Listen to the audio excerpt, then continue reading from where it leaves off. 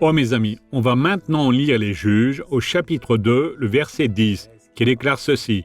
« Toute cette génération fut, elle aussi, réunie à ses pères. Et il se leva après elle une autre génération, qui ne connaissait pas le Seigneur, ni l'œuvre qu'il avait accomplie pour Israël. » Cela ici se rapporte aux petits vieux qui ont grandi avec Josué. Quand il est mort, ils se sont réunis et ont dit, « Les gars, nous dormons sur pied, nous n'enseignons pas la vérité au peuple, il n'est pas préparé, nous sommes bien vieux, nous allons aussi mourir à toute heure. » Alors ils ont demandé à Dieu de prolonger leurs jours et Dieu les a exaucés. Ça reste comme un message pour certaines personnes. On va au Juge 2.10 et je lis à nouveau. « Toute cette génération fut elle aussi réunie à ses pères, et il se leva après elle une autre génération qui ne connaissait pas le Seigneur, ni l'œuvre qu'il avait accomplie pour Israël. » C'est ce que nous sommes aujourd'hui.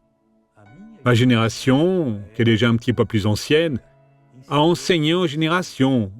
Mais une génération aujourd'hui, où les mamans disent « c'est mon fils chéri, mon fils adoré, qui va être toute perdue. » Donc celui qui reste après que je parte a l'obligation de le faire. Nous avons l'obligation. Aujourd'hui, nous atteignons 4, 5 générations. Des fois 2, 3, c'est normal d'atteindre. Ce sont les enfants, petits-enfants et petits-enfants. Mais il y a 4e, quelques-uns arrivent même aussi à 5e génération. Maintenant, on va prier, Père. Je bénis ce peuple, qu'il soit fidèle à toi.